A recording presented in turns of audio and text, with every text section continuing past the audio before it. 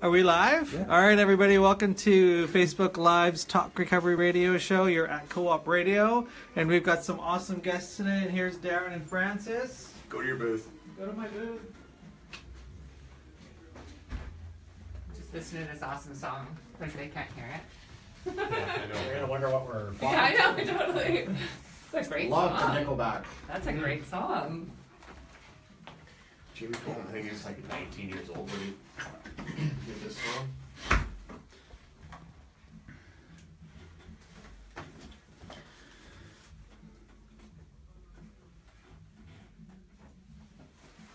Hi, camera.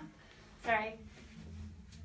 Okay, so today, this music is so good. But anyways, hi, Facebook land. So today on Talk Recovery, we have the lovely and stylish Darren Gaylor. We have Howard B., who is a guest on Talk Recovery today, with his son, Mike B. And they're going to talk today about how a 12-step program affected their lives, affected Mike's life growing up, and what that is like for a family. This is a great song. I don't know who it is, but it's awesome. Jamie Coleman. Jamie Colin? Jamie Coleman. Okay. And we're going on.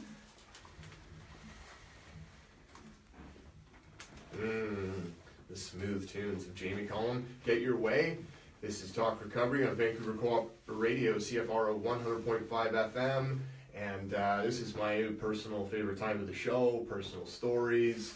My mom always likes to, she's very honest with it. She's very grateful for the fact that I introduced her to recovery. It's just sort of the way I introduced her to recovery that it may come with some regret and shame.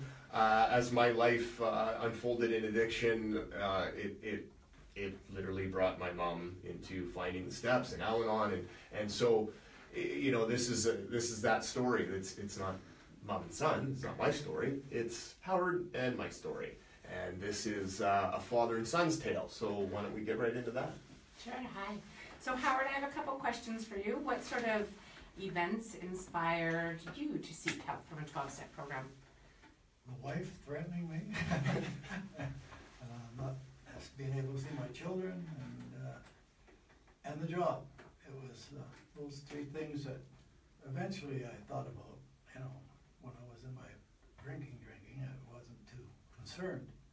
But one thing that really inspired me was a woman that was working at Maple Cottage Detox in 1980 when I went in there, and she had worked there for years and knew. And in those days, they had the next building to us was those special need children. You know, well, I don't know what they called them in those days. It wasn't special needs, but it was terrible. You know, the life they had, and you know, they'd scream all night and that, and I was jumping around in bed too all night with the detox. But you know, I said to her, I said, I got to get out of here. I can't stand that, the screaming and all the crap in the next building and that. And she just looked at me and said, look, so-and-so, it wasn't my name, she called me. She said, those ones didn't have a choice. You're here right now and you have a choice if you want to end up that way. And I'll never forget that. You know, that really hit home. You know, and people came in there from the 12-step program and talked and introduced me to it. And people took me to meetings when I didn't want to go to meetings. And more or less babysat me for quite a while. You know, and that's what got me into the program. And your wife, when your wife said, you know, kicked you out of the house and said you wouldn't be able to see your children, and sort of, you know, now with laws now that wouldn't work, but still, but it was those kind of decisions of like, I'm not going to allow this in my home. Had she been intending Al-Anon? She went to Al-Anon before I. They ruined her for you, didn't That's she? right. It really ruined my drinking. She also threatened to buy a gun, but. Okay, that again would not work. No, What step is that? Then or now. Yeah, it's the final step. Right. And how many years sobriety do you have, Howard? 37. 37 years. So you've seen a lot of you've seen a lot of changes, I imagine, in the last 37 years. Yep, a lot of changes. Would you envision yourself even being on a radio program? No, I got Mike to thank for that. He gets me back all the time. But you know, I old timer at the meeting, and you know, they call me an old timer, but I still go to my meetings because when I went there was old timers there Right. to teach me and to tell me what to do, and not, in those days, they didn't suggest it, they told you to do it. Yeah. You know, now we just candy ass and suggest you do this, you know, well, the same thing if you're gonna jump out of an airplane, we suggest you pull the cord on the parachute. Yeah. You don't have to. Yeah, we're the generation of if you tell us, yeah, right. But we're the generation of like if you tell us to do it, then you know we'll do the opposite. So yeah. Although I'm sure that's not new. No. But you got involved in roundups and being a part of roundups and being a speaker at roundups. And so how did you get involved in that? Just I don't know, just to experience, you know, to experience what I've done, and to newcomers and to people who don't know the program. And then I got the opportunity to start an EAP program for my employer and the union, and it was one of the first or second program to go, a joint thing through the union and company to deal with the people in the workplace that were having problems. And so you would come to the person in the workplace that was maybe getting. And it was totally autonomous unless they were at termination point. Then they had a choice. They didn't have to come through the program, but if they wanted to keep employed. Right. Because now they have laws like you have to offer an employee treatment. Yep. Like you have to offer some well, help. But did they have that then? Well, we started it then for our employees, Good job. Getting Thank you. treatment and whatever. Yeah. Because often what will happen is something will be developed in a union workplace, and then that, like the 8-hour workday and lunch breaks and 15-minute coffee breaks will be developed in a union workplace, but then adopted by people who are non-union. So did it sort of begin there? Yeah, and it worked fine, you know, it worked fine. And the directors of the program, they looked after the finances and that, and I just did the assessments and whatever, and got people to treatment. And they never asked me for names. That was the one thing that we really stuck to, was, you know, it was anonymous. But at termination, everybody in the workplace knew that I had a problem. You know, well, most of us knew before that, but you know, but as far as the directors, they just asked for numbers. How many came in for this problem, where they went, and that's all I had to give them. I was completely on my own. It was great. Wow. You know. That's very nice. It was really good. And so, did you bring your children to roundups and stuff? Yeah, they were raised at meetings, and then the Atlanta Club. You know, that most of my friends, they know them all that were in the program. And Mike started DJing, and he loved doing AA dances because his equipment never got wrecked. You know, and they've seen it all. You know. And what did you teach your children about alcoholism? What can you teach them? I mean, they saw the worst, so that was one hell of a good lesson. You know, that they didn't, you know, hopefully they wouldn't have to go that route, you know. I was brought up in a great home. My mother and father never drank, you know, and my brother and I both ended up in the same boat, you know. I had two sisters that they never had a problem. And were you worried about your children that they would develop alcoholism? Definitely. Yeah. What was it like for you when they first started drinking? Well, it was a nightmare for him. Every time he came home, Still is, Dad. I'd look at him and have his bags packed, you know. Then he'd come up and beg his mother if he still lived there or not in the morning. But, you know, you can't stop it. You know, what are you going to do? You can't be with them all the time. Hopefully they learn and you know, and do the things they have to do. So did you give up on stopping him, or No, did you just he, sort of? He was a typical teenager, the odd time or whatever. It never, I didn't really see a problem, you know. Right. He had friends he sent to me that had problems, you know. Yeah. That was good, you know.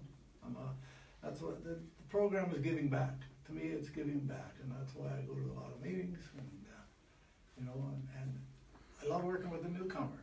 Because it shows me that there's nothing there that I want to go back to. You know, I have a great life now through the 12 steps.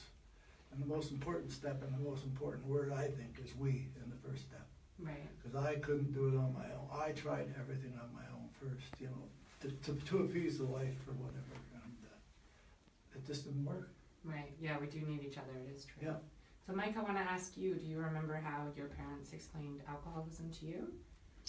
Yeah, I mean, I think as a child, you saw Dad, we were very fortunate, Dad wasn't a violent drunk or anything like that. He was just the silly guy that continued the party no matter if there was still one or not. So I think eventually, it kind of came to a head and he packed the bags, and that's when Mom really first kind of said he's leaving, and we understood it was a drinking problem because he only took his cowboy boots and all the booze. So I was young, but it was pretty easy to figure out, and I think at that age you don't really realize what a drinking problem is, but understood that these beer bottles were involved, and then right from when my dad first sobered up till we moved, we changed locations, which was part of him trying to kind of reinvent and to go in a different direction, and we were from day one at Alano clubs, which our parents explained to us as a social club for people that didn't drink, and I loved it because there was Pac-Man, free coffee, and hot dogs. Right? So as a child, it was great, and actually the people were wonderful. We've grown up in the program, and the gratitude is pretty inspiring. But yeah, I mean, we went to I think at 10 years old, I was at my first AA dance. In those days, they brought the kids along, and we met a lot of other kids that were our parents were in the program, and my sister and I think we never thought AA meant anything different because it was part of our life from when I really do kind of remember in the formation years, as you would say, for sure. So, yeah, and then, we just, my mom and dad were, my mom never didn't drink because of dad and that sort of thing, so it was very open, and they talked about anything, and, God bless my grandma, but until the day she passed away, she never understood what it was because we'd go for Christmas dinner and she'd just pour dad a little one, right? It's like he can't have as much. They just never got what AA was or whatever, so it was quite funny, right? But yeah, I mean, my parents just have never hid anything, which is why it was great for me. Yeah, and I think that's a big part of everything is just talking about it, because I think that there was that generation where nobody talked about that and nobody discussed it, and it's just all growing up with all those secrets it creates this burden to have to sort of unpack when people are older in therapy and all the rest of it. Absolutely. But yeah, so you didn't have that. You talked about whatever was going on, and you talked about just life and what is alcoholism, and why did dad drink before and now he doesn't, and yeah, I mean, we never hid anything. I think it was probably a big shock for my wife the first time she ever came for family dinner, because I think she was brought up in a very different family, and the swearing and the stories that were told the very first time she ever came over were probably quite a shock, and good on her, she stayed with me and wrote it out. But I think she came from a bit of a family background where some of that was, as you said, the old school where you just don't talk about it. Yeah, absolutely. Yeah. And do you believe that addiction runs in the family? Absolutely, yeah. What do you tell? You have a 19-year-old son. What do you tell him about alcoholism? Yeah, he just turned 19, so we're going through the same thing as Dad did. I probably over preach. I mean, I don't have a drinking problem myself, so I'm very fortunate. But we do make him aware. I mean, there's been several friends of AA in the family, definitely. I have a lot of friends in the program. So my son has been coming to my dad's cake since he was 5 or 6, and last year when he was 18, he gave my dad his cake, which I thought was great. So he's grown up around the program too. He's aware of it. But as my dad said, I mean, you can do only so much preaching, and they're going to learn a lot on their own. I mean, probably the worst year I had with my dad, I mean, we're best friends to this day, but was the year I was first 19, because he just was worried that I was going to end up like him, right? So, and we're probably in that boat right now. My son's probably tired of hearing my voice, but what do you say? Please, if you're out, just be aware that it is a problem in the family. We've talked about it forever. Don't drive, don't take a drink that's not yours, don't take a drug that's not yours. Other than that, we'll come get you and figure it out tomorrow. And that's always what my dad said too. He always said, call us at any time, no matter what. But if you're down to one call, start with your mom. Can I just ask, because that just, it's interesting to me that you've taken the notion that it does run in the family. Yeah. But I'm hearing Howard's parents didn't drink. Your mom didn't drink. My mom drinks, but okay. There's, on my dad's side of the family, his brother's in AA too, and there's been some other victims that aren't with us anymore. So are you talking about like a more the addictive readily, the addictive, Absolutely. Not just specifically to alcohol, but the, Okay. Yeah. So it is. I've got a treadmill in the basement, and if I miss a day, I mean, that's why I know it runs in the family. Right. Because if I miss a day, I'm usually not in a good mood, and my wife will typically hand me the runners and say, "Time for you to go for a walk and take off." So. Yeah, the same way that somebody might say, "Hey, time for you to go to a meeting." Yes. Yeah. Absolutely. So what have you done with your running? Yeah, well, I mean, for me, it's part of my day. It's my, to be honest with you, it's my feel good and escape. And I would say that's, it is an addiction. It's tough. I call it my drug. We joke about it all the time. All my friends think I'm crazy because if I don't do that each day, it does throw my day off. So, that's why I have a treadmill in the basement. So I never have an excuse to not fit it in. I travel for work 2 weeks a month. So every hotel has it's just part of, I'll get up at 3 in the morning if that's where I got to fit it in on my day. So that's why I know it runs in families. And I would say, even in my son, as you asked about him, I would see it in that generation with the video games. Mm-hmm. Most of the youth we'll probably have less kids addicted to alcohol right now because they're all too busy on video games to go get a drink. Mm-hmm. It's probably pretty scary. Yeah, I saw an article the other day that smartphones are the new cigarettes. Which kind of makes sense. It's that whole thing of escaping the situation. Yeah, and some restaurants are starting to make them not allowed, similar to cigarettes, right? So did you ever think that you were an alcoholic? Did you ever start drinking and go oh, that's it? No, Were you aware? Yeah, I mean, I was always aware. So I think because of Dad's education, I had been to meetings. I'd heard. I mean, I've heard amazing speakers over the years, DJing roundups and that sort of thing. No, never once. Now, have we gone out all the nights and probably had a little too much fun? Sure, but I'm very fortunate. If I never drank again, it really wouldn't bother me. I mean, so I don't have any issues with that. Yeah. So no, I was fortunate. However, getting back to what you said, if you told me tomorrow, I've been to the doctor a few times because of my knees, and if you told me tomorrow I couldn't run, it would probably alter my life a lot. So similar to probably the same thing with alcohol, right? It's no different. Right. And how are you giving back in your life today? Just as your dad gives back in the program, you're giving back in your own way, and what is that? By signing him up for stuff like this. No, Dad's been a great role model, right? He for years ran the paper program. I worked on the other Canada Safeway Union in the stores and had a lot of friends that I guided to my dad for assistance. But I think he always taught us that, if you have the opportunity to change, you can, and if you have the opportunity to give back to someone else who doesn't think they have a chance, you can do that. So for me, the company I work for, we started a foundation a few years ago, United Against Bullying. So I've become the spokesperson for that. It's through our company, Stay On in Coquitlam, and we've got a national campaign to stop bullying in schools, and so I've become the spokesperson for that. I had some bullying in my background, so to me, it's an opportunity to give back, make a change. Just our kind of slogan is kindness is cool. Any chance to pass on a positive message, because there's obviously not a lot of it with media and everything today. And then volunteer. I do the Christmas dinners, those sorts of things. Volunteer at the kitchens and those sorts of things. Any opportunity I can. It's what we do. And Dad does the same. If there's someone that needs help, we grew up with always someone at Christmas time at our table that didn't have a family. So. Dad would bring people in that were literally days out of recovery. Some of them, shaking pretty bad, but to my sister and I, it was normal. So, a lot of his friends that are in with many years of sobriety now talk about the first time they ever came over and sitting at our table and how our house was one that no one ever looked at them different in, and they couldn't even have that in their own home. But we were just used to it. So Dad was always trying to help someone. And maybe it's different. It's a different time. The programs, the 12-step programs, they talk about the giving back and the service piece and that it's so important. But now we're just sort of hearing, the influence on another generation who's not in fact in the program. Do you give credit to that, Howard? That what Mike's been doing, is that something that came directly from that service part that you took in I think so. Yeah, and I commend him on it. He does it for that bullying thing, and and I know he's addicted to running, but I'm addicted to golf now. I got a new hip there a few years ago, and I averaged 200 rounds a year. Wow. Of golf, but I golf with a lot of people in the 12-step program, and it's like a meeting, and it's surprising how many we have at our golf course that are in the program. Right. Yeah, it's really good. Well, it's important. I think you hear the danger of substituting one addiction for the other. I think that's more so true for somebody who's brand new and just starting to clean up, that they don't necessarily go to something very healthy. And so if something starts off, that's healthy, it doesn't hurt anybody.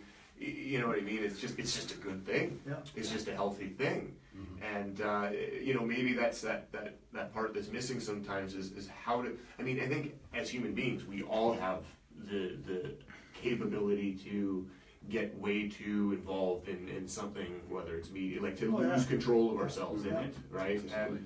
And that there is that energy and that focus that can just it just needs to be directed in another way. Mm-hmm. And so you were saying you're how old when So I'm 48 now, and I mean, Dad sobered up in 80. Okay. So you know, I was 9, 10, 11, that era of, Yeah. of when Dad was first working some of the steps. I mean, I met his very first sponsor. I got introduced to all that stuff right away. So, I mean, I know you guys aren't psychiatrists, but do you think that was a good age to sort of have that change be impressioned upon you? Like, Absolutely. Well, I always say, I mean, I speak at Dad's Cakes every year and all that. I say that, AA gave me my dad back, right? Yeah. I mean, I knew my dad because he found the program, right? And I always start by, I've gone to a lot of AA meetings with him, and I always start by thanking everybody for keeping him sober. I mean, that's really what it is. And, I really praise my mom because she had a lot of reason, opportunity, and excuses to just give up as well, and she didn't, and she stuck by him, and I would say, the combined influence of the two of them showing that how you can turn things around, and I mean, it's just been a great, you were asking about the give back, and the thing that I always tell people, like, I'm very open about my dad being in the program, and a lot of people can't understand why I talk about it so openly, but to me, it's really one of the things that's really changed a lot of things in my life, and what I always say is, I travel for work, and it's amazing. I'll be, in an elevator in New Jersey in the Hilton for a conference, and they'll have the daily AA meetings posted for the people at the conference that don't want to drink. right. And, I've many times, there's been 1 year in the last 10, I couldn't get back home for Dad's Cake, and I was in Memphis. And I just phoned the local AA number, and I went to a meeting there and spoke there, and just in his honor. And if you want to do it, it's there. And I just find the power of fellowship is pretty amazing for someone starting in the program, and the stories are very, very gratifying. Yeah. Well, I mean, we're advocates, obviously, of recovery and change and different resources and different solutions to do so, and how if it was something that required us to be quiet about, like, we wouldn't be here, Right. And probably very many other people wouldn't. And as Howard's story began with the EAP program, like, it was just that. It was that exact philosophy of, this isn't something most people are comfortable talking about. So if I come out and I put myself in a position to be open about my life and share that thing, Absolutely. that's going to at least create a conversation. Probably that wouldn't have happened otherwise. Yeah. And so, I mean, that's great that sometimes it's people still, like, even after Dad's been sober so many years and things are great, it's just like they still feel some reason to not talk about it. And then the older generation didn't, like my parents, didn't understand what it was. One of my first cakes, I got a ballpoint pen with the praying hands on it. And my father was religious, and I came home and he saw that in my pocket, and he said, where did you get that? And I said, from AA. And he says, I've been a member of that motor club for 30 years, and they never gave me one. He thought it was AAA. AAA. That's hilarious. Okay, we have to wrap it up. Thank you very much, Howard, and thank you, Mike, for being on Talk Recovery today. Keep up the good work. It's been a slice. Thank you for watching, and make sure you watch every Thursday. And yeah, that's about it. We're all done. Always appreciation for those that come in and open their lives and share their stories. So many more to come. Keep listening. We thank you for being on the air with us today. And let's end the show with little Elton John, Tiny Dancer.